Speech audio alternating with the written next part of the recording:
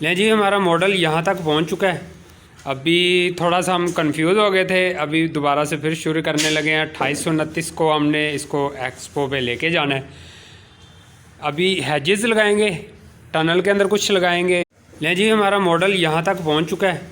अभी थोड़ा सा हम कंफ्यूज हो गए थे, अभी दोबारा से फिर शुरू करने लगे हैं। 2829 को हमने इसको एक्सपो पे लेके जाना है। अभी हैजेस लगाएंगे, टनल के अंदर कुछ लगाएंगे और आज रेज बेड के अंदर सॉइललेस मीडिया वगैरह ऐड करेंगे। ये बाउंड्री में देखें, हमने साइडों में यहाँ पे घास लगा दिया है, पूरी साइडों पे लगा हुआ है। और इस दीवार के ऊपर हम टोकरियाँ रखेंगे, ये चेक करें इस तरह, और इनके ऊपर फूल आएंगे। फूल जो हमारे होंगे वो आर्टिफिशियल हैं, जो बाकी दूसरे जितने भी प्लांट हैं वेजिटेबल के वो लाइव है हमारे पास।